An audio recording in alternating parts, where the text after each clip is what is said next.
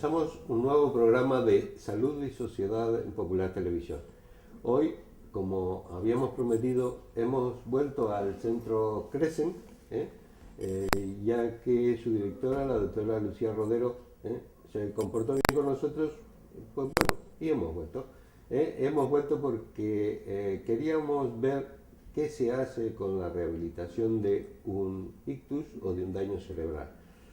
En este momento estamos con la fisioterapeuta, estamos con Alejandra Cajigas, fisioterapeuta del Centro Crescent, y que nos va a explicar, en primer lugar, cuál es la tarea de un fisioterapeuta en este centro. Es decir, ¿qué hacéis? Bueno, pues cuando nos llega un paciente con daño cerebral, lo primero que un fisioterapeuta neurológico es aquel que se encarga de rehabilitar un paciente con una lesión neurológica. Y lo primero, nuestro mayor objetivo es conseguir la máxima autonomía del paciente, que sea lo más independiente posible, y para ello el fisio lo que hace un poquito es, pues tratar alteraciones posturales, trastornos del equilibrio, conseguir la máxima movilidad posible dentro de las habilidades que tenga ese paciente. ¿Y cuáles serían los objetivos? Si te llega el paciente, tiene un ictus, Lucía te dice que tiene un ictus, que tiene unos déficits X, ¿cuáles son los objetivos que te planteas con él? Es decir, que salga de 20 años. No estaría mal, pero bueno, a veces los objetivos no son muy prometedores, pero lo más importante sobre todo es conseguir la máxima autonomía, ¿vale? Que el paciente sea capaz de desenvolverse, quizá lo más normalizado posible a como estaba antes, a veces se consigue, otras veces no, pero sobre todo que sea independiente en su vida diaria, eso es nuestro objetivo primario. Y luego a partir de ahí, pues conseguir una movilidad completa, evitar el dolor, evitar restricciones, conseguir que tenga estabilidad postural, evitar caídas, riesgos. Pero bueno, sobre todo que quede claro que es la independencia, ese es el objetivo principal. Y aquí en el centro, ¿qué haces? ¿Tú qué le haces aquí? Aquí veo un montón de aparatos y cosas que no sé para qué son. Yo estoy aquí en la camilla, ¿y qué le haces? O sea, el fisioterapeuta, ¿qué hace? Sí, bueno, pues en el Centro Crescent lo que hacemos cuando recibimos al paciente, hacemos una valoración exhaustiva, ¿vale? Yo hago la valoración fisioterapéutica, pero después nos reunimos todo el equipo terapéutico para establecer un poquito los objetivos de tratamiento, cómo vamos a enfocar, ¿vale? El tratamiento con él. Y después, pues yo en primer lugar lo que hago es trabajar un poquito en la camilla. La fisioterapia neurológica es muy manual. En esta camilla, que parece una cama de 2 plazas para dormir, ¿eh? Tienen que ser grandes porque trabajamos mucho los volteos y pues una estrechita no vale. Entonces primero trabajo en camilla, pues un poquito la movilidad, generalmente el ictus provoca una hemiplegia en medio lado del cuerpo, entonces trabajo un poquito la movilidad en camilla, ejercicios de fuerza y demás. Luego trabajo en sedestación, sentados, para el tema de equilibrio y demás, y luego ya vamos al resto de la sala. Aparatos aquí lo que haces es fundamentalmente ejercicios pasivos o de moverlos tú. Eso es, movilizaciones pasivas y ejercicios de potencia, de fuerza. ¿Les tenéis que dar masajes?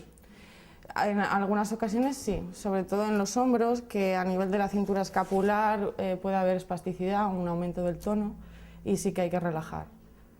¿Utilización de alguna técnica de tipo TENS, o sea, esos electrodos y esas cosas que ponéis? Sí, aparte del masaje y la terapia manual, yo utilizo a veces la punción seca, que son unas agujas de acupuntura, que ahora está bastante de moda. En la espasticidad, en neurología se utilizan todavía bastante poco, es bastante innovador, pero sí que consigue disminuir el tono muscular mucho. Tiene un efecto muy similar a la toxina botulínica, pero de menor efecto, de menor Pero aquí tiempo. solamente le pincháis con la aguja. Sí, solo aguja. Esto se llama punción seca. Es un tratamiento invasivo, pero no tiene ningún tipo de medicamento ni efectos secundarios. ¿Y esto qué va, enchufado a algo? No, esto lo manejo yo y voy introduciendo la aguja hasta que se consiga la relajación muscular. Aparte de esto, utilizamos también TENS, que es terapia con corriente eléctrica, ultrasonido, ¿vale? Y luego, bueno, crioterapia y demás, frío. ¿Y esto qué intenta hacer? ¿Aliviar dolores, contracturas? Esto lo que consigue la punción sobre todo es la relajación del tono muscular, ¿vale? Entonces conseguimos que disminuya el tono y mejore la movilidad, porque cuando hay espasticidad hay un patrón flexor, ¿vale? ¿Espasticidad que es? ¿Que se queda tieso? Sí, que está muy rígida, entonces lo que conseguimos es que se relaje un poquito y consigamos mover mejor el brazo o la pierna. Y cuando está una articulación, si está muy rígida, muy cerrada, ¿es bueno forzarla o No. moverla o no? No, cuando hay una anquilosis articular, de hecho, está contraindicado, ¿vale? La movilización. Pues podemos romper de alguna manera, Claro, ¿no? entonces por eso es muy importante que el fisioterapeuta esté muy bien formado y que lo haga siempre una persona especializada. Entonces, cuando hay espasticidad sí que hay que tratarlo, hay que moverlo, hay que relajarlo, pero si hay una anquilosis, es decir, si la articulación ya está fija, no, eso estaría en contraindicado. ¿Y después qué le haces? O sea, ¿le has hecho aquí en la camilla lo pasivo o le has clavado las agujitas esas, que me dan miedo, o le tienes que poner ultrasonido? ¿Para qué es el ultrasonido? Bueno, el ultrasonido en fisioterapia neurológica se va a utilizar bastante poco. Lo utilizo sobre todo para el tema de dolor en hombros o contracturas musculares, pero vamos, poquito, lo utilizo poco. ¿Y después qué le haces? Bueno, una vez que hemos trabajado en camilla, con terapia manual, movilidad y fuerza, pues ya pasamos al equilibrio en sedestación, que lo hago bien en la camilla o en silla, en una silla con reposabrazos. ¿En sedestación es sentado? Eso es, sí.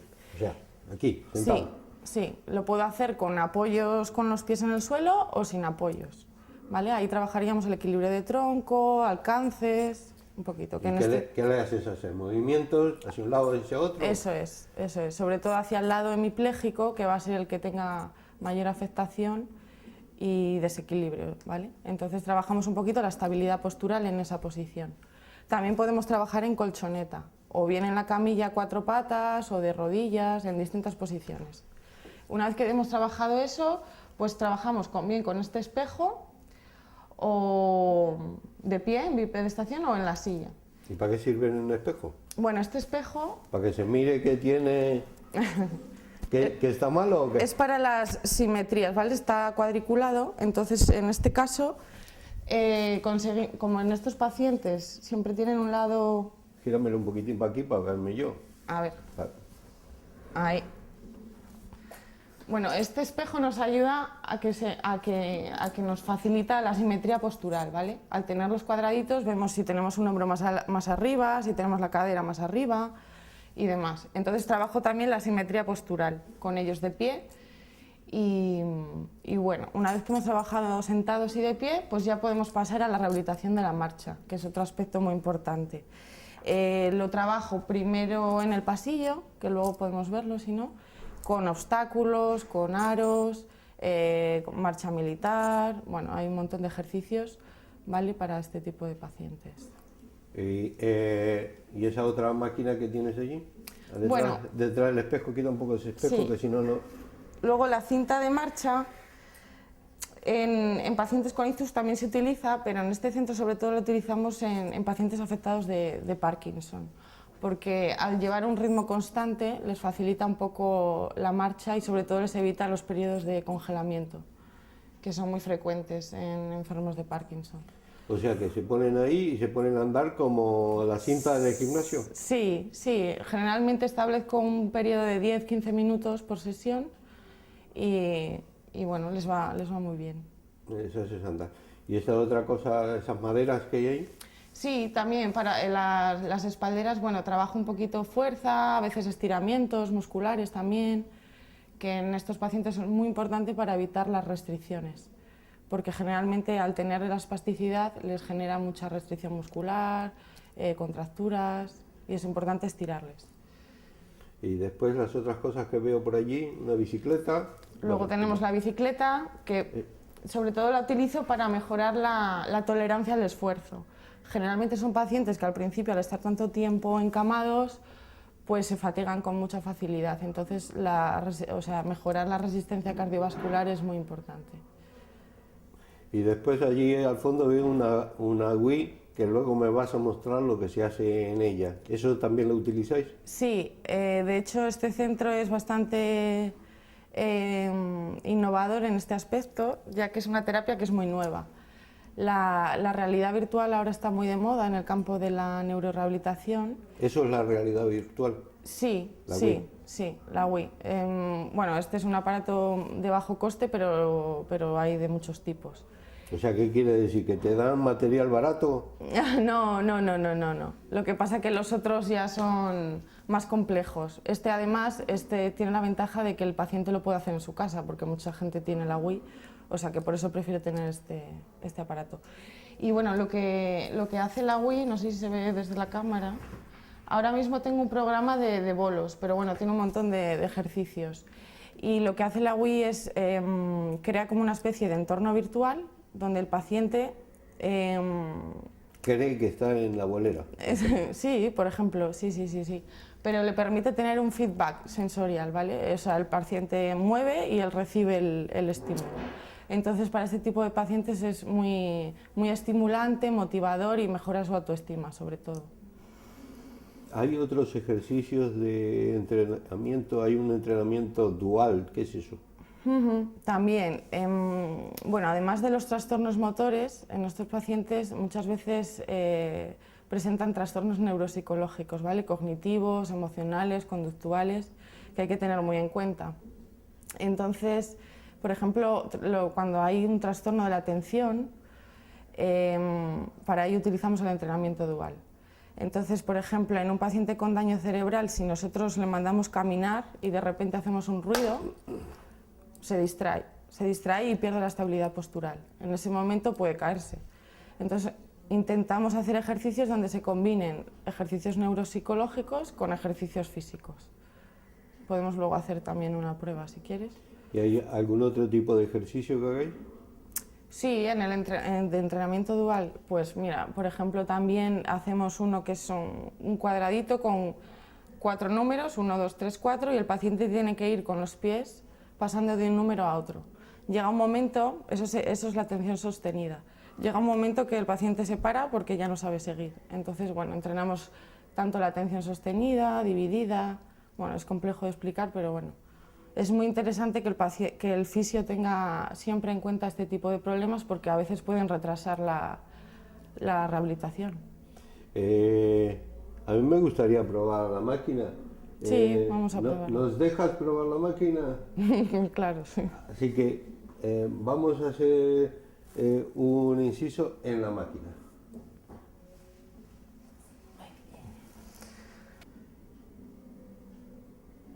Bueno, ahora me van a explicar un poco en la práctica qué es esto de la Wii y cómo se utiliza esto en el ictus, en el Parkinson, ¿en cuál?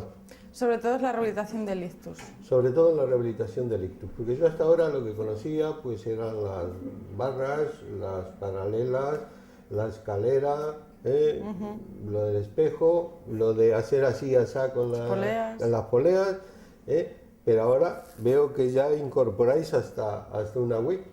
Yo esto no lo he visto nunca, así que voy a ver cómo se me da, si me tengo que rehabilitar o no.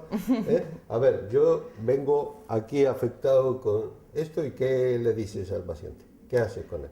Bueno, en primer lugar, el que use este tipo de terapia tiene que no puede estar muy afectado a nivel cognitivo porque el nivel de comprensión tiene que ser alto. Pero bueno, la mayoría de los pacientes lo usamos aquí. Y nada, bueno, pues por ejemplo este es el juego de bolos. Y nada, tenemos que coger este mando, es muy sencillo el manejo. Cogemos con este dedo, el índice, presionamos, ¿vale? Vamos a hacer un ejemplo aquí. Entonces tengo que hacer el movimiento como si fuese a tirar la pelota y cuando lanzo hacia adelante suelto, ¿vale? El dedo. Y por ejemplo, pues eso. Cuanto más recto el brazo, la pelota irá más recta. O sea que... Vamos a probar. Me tengo que poner en estas líneas. Siempre de frente a la televisión. De frente. ¿Me ves tú? Sí. ¿Okay? Cuidado con el dedito. Ahí. Entonces presiono ahí. Soltaste. Tienes que presionar y mantener. Entonces, no sueltes. Suelta adelante. Ahí. Perfecto. ¿Vale?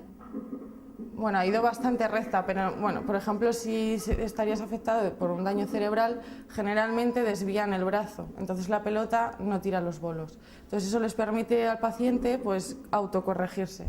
De ahí que este tipo de terapias sean muy efectivas. Son efectivas y son entretenidas, porque claro, realmente lo que estás haciendo es un claro, juego. Es jugar. Es un juego y en ese juego, pues Claro. nada, muchas gracias, Alejandra. Gracias a vosotros. Creo que aquí la gente puede venir a rehabilitarse, a entretenerse, a divertirse un rato. Y veo que esto contribuye y son técnicas nuevas empleadas en la rehabilitación neurológica. Así que muchas gracias por haber estado con nosotros. Vamos a ver a otros profesionales de la rehabilitación neurológica. Creo que voy a hablar a continuación con la logopeda. Continuamos desde el Centro Crescent hablando de la rehabilitación neurológica. Hemos hablado con la fisioterapeuta y ahora hemos pasado a hablar con la logopeda. Estamos aquí con Ruth Palacio Portilla, que es la logopeda del centro. Muchas gracias, Lorena, por estar con nosotros. Ruth. Ya me confundo hasta de profesiones. Dime una cosa, ¿qué es un logopeda? Bueno, el logopeda es el profesional que se encarga de evaluar, diagnosticar y rehabilitar las alteraciones en la comunicación, que incluyen lenguaje, habla, y de rehabilitar las alteraciones en la deglución. Básicamente ese es el trabajo del logopeda. Puede trabajar en ámbitos, en adultos, en niños, pero básicamente... Aquí, fundamentalmente, en el Centro Crescent, habláis de rehabilitación neurológica. ¿Qué les haces? O sea, llega aquí una persona con un ictus y tiene un trastorno en el habla o en la voz. ¿Y sí. qué le haces? O sea, ¿cómo le rehabilitas el Bueno, habla? lo primero, cuando llega un paciente con un ictus, es valorar y se mira a ver qué aspectos están alterados y qué aspectos conserva. Desde ahí se elabora un perfil de capacidades para siempre potenciar la intervención a partir de lo que puede hacer, no de lo que puede hacer. A partir de ver lo que puede hacer se ve si tiene alteración en el lenguaje o en el habla, porque son dos cosas distintas. Si tiene alteración en el lenguaje, se lleva a cabo un tipo de intervención. Si tiene alteración en el habla, se lleva a cabo otra, evidentemente. Cuando es alteración en el lenguaje, se ve a ver si es alteración en la comprensión o alteración en la producción, en lo que el paciente dice o en lo que el paciente entiende. Sí, porque puede no entenderte y entonces por mucho que hable, habla de cualquier otra cosa. Eso es. Normalmente cuando hay un paciente con una afasia sensorial, que se llama, suelen no entender lo que dicen y al no comprender eso que están diciendo, hablan sin sentido, confunden palabras, inventan palabras.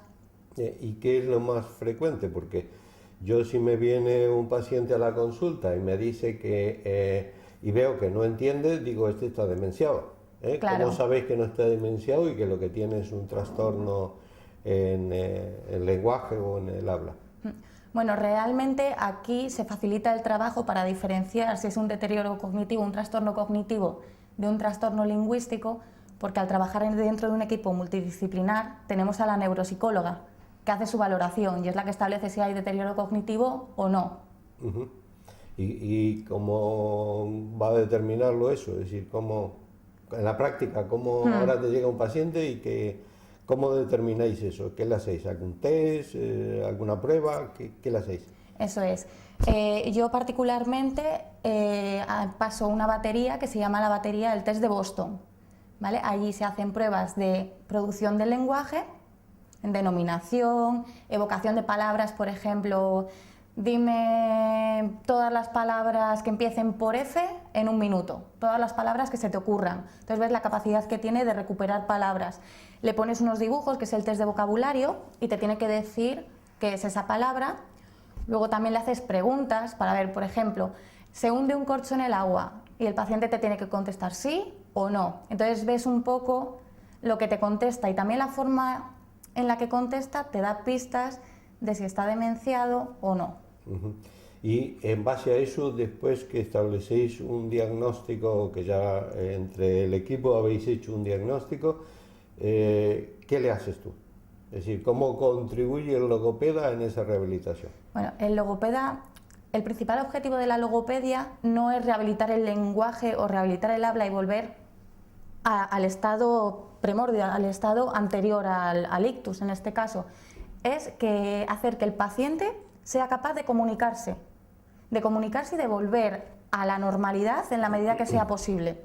Es decir, que si tiene una alteración en el habla y no es capaz de articular, que sea capaz de pedir agua o de decir si quiere ir al baño o de decir que no le apetece ir a tomar un café, por ejemplo, que sea capaz de expresarse y de comunicar sus necesidades o lo que le interesa.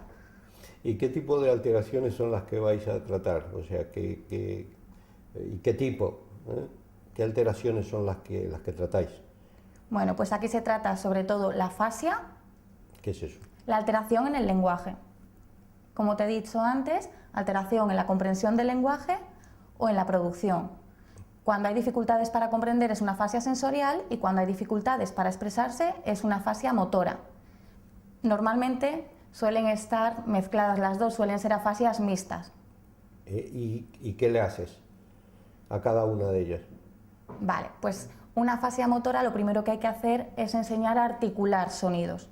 Muchas veces no pueden, no saben, no les llega bien la orden de cómo tienen que colocar. Yo no sé hablar, y a ver, ¿cómo me enseñas?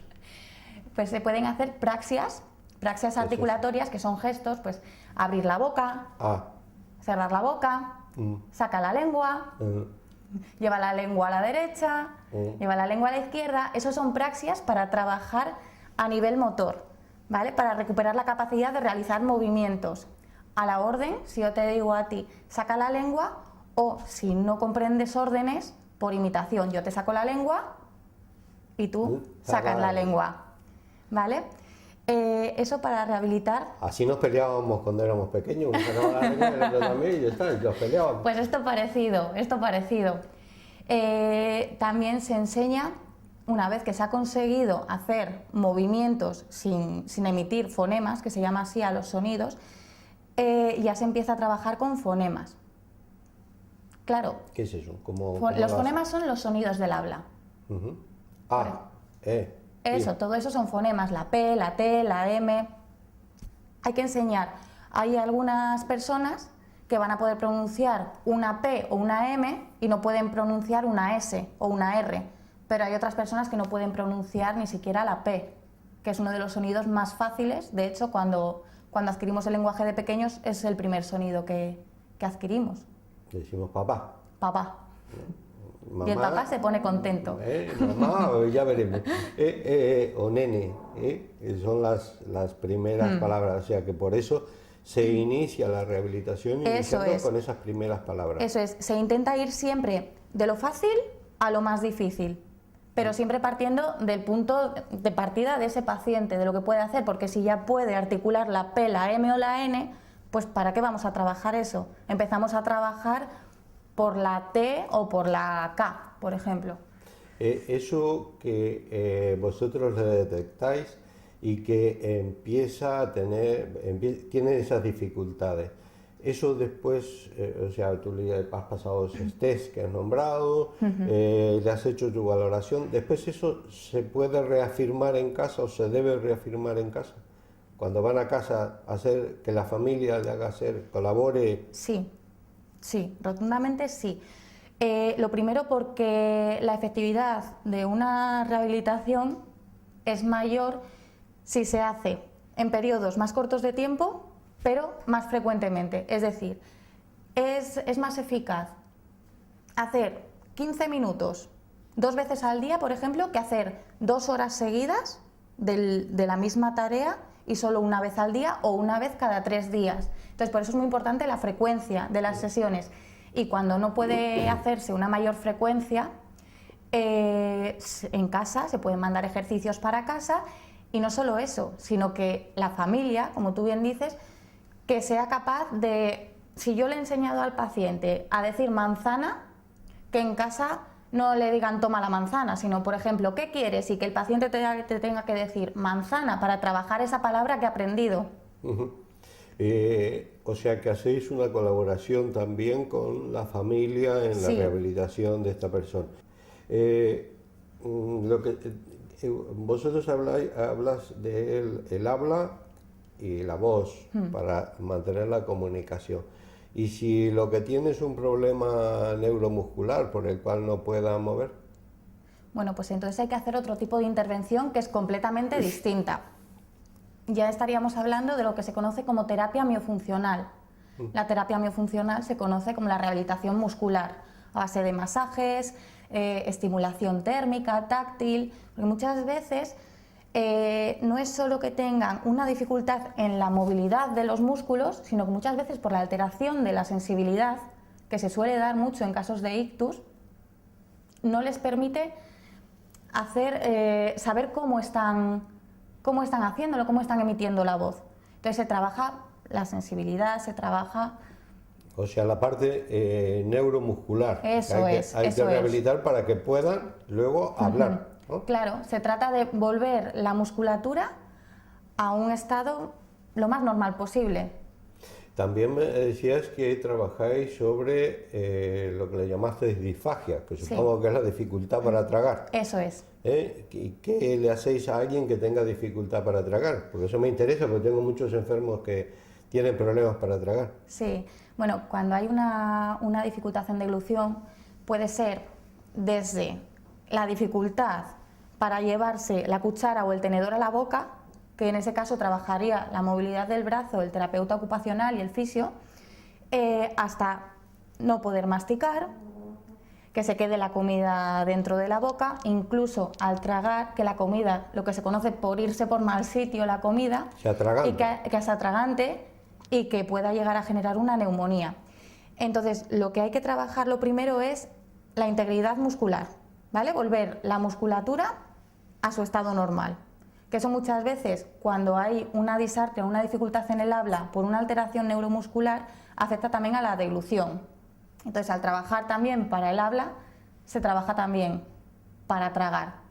Esa parte más o menos va junta. Pero el trabajo de la disfagia es muy importante enseñar al paciente, darle estrategias posturales para proteger, evitar los atragantamientos. Cuando no se... A ver, dámeles unos consejos a alguien que ha tenido un ictus y que tiene disfagia. Lo primero, si se atraganta, lo que tiene que hacer es, a la hora de tragar, antes de tragar, que suele ser atragantamientos con líquidos, con el agua o con el café, tiene que bajar la cabeza. O sea, si se atraganta con líquidos. Eso es.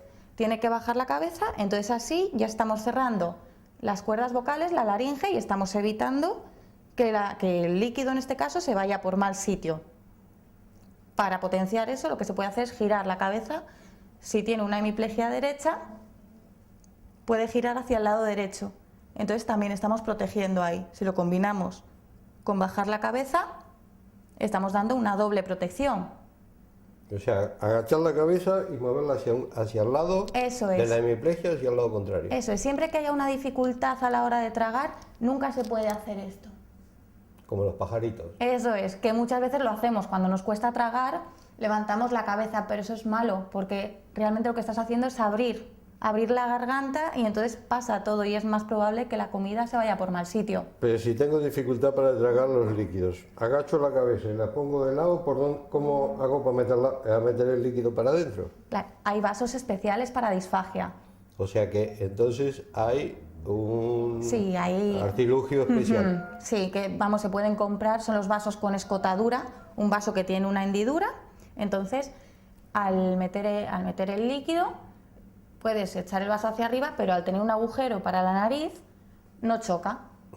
Entonces te permite tragar desde esta posición. Muy bien, y si te atragantas con los sólidos o con los pastosos, con unas natillas, ¿qué hago? Bueno, pues a ver, eso es más difícil porque entonces no ya... le puedo poner el vaso. Es una disfagia más severa, Entonces, lo que hay que hacer es hacer modificaciones en la dieta, que se pueden hacer también. Si tú tienes dificultad con el sólido, hazle una textura un poco más hacia puré para poder facilitar el tragar. ¿Y filetes? Filetes. Eso suele ser más dificultad a la hora de masticar porque no se forma bien el bolo, ¿vale? No se hace bien, no se mezcla, entonces es cuando cuesta coordinar el cierre de la garganta para proteger con la masticación. Suelen irse trocitos, se quedan trozos que luego pasan más tarde, no estamos preparados para tragarlos y entonces nos atragantamos. Y nos hacen toser. Eso es. Y la tos es buena, no hay que evitar la tos, porque la tos es un mecanismo de defensa, de protección. Exactamente, por eso no se deben tomar ni jarabes para la tos, porque es un mecanismo de defensa. Entonces, ¿y esto si en un ictus, y si fuese un niño? Un niño. ¿Qué hacemos con un niño? Porque un niño no nos entiende todas esas cosas. Claro, depende de lo primero es depende de lo que tenga. Porque puede ser desde una parálisis cerebral, por ejemplo, hasta un niño que le ha dado un ictus, que hay casos, también no hay dos casos iguales. Entonces, con los niños lo que se hace, en función de lo que tengan, siempre se trabaja lo mismo, pero desde el juego. Siempre tienes que hacerlo jugando. Por ejemplo, porque yo veo aquí una pizarra con letras y números. Sí. ¿Para qué lo hacéis eso? Bueno, pues esto es sobre todo para niños que tienen dificultades en lectoescritura, las dislexias, o niños que tienen dificultades en la articulación de algún sonido. Por ejemplo, los niños que no pronuncian la R. ¿Y con esto, con la pizarra, se los arregláis? Claro. A Es que la ver, pizarra no sirve solo para las letras, se pueden hacer dibujos, se puede hacer un montón de cosas. Y cuando hay una dificultad en el habla, muchas veces viene de una dificultad superior, que es una dificultad para diferenciar sonidos, y entonces si no los diferencia o no los escucha bien, no los reconoce, no puede pronunciarlos.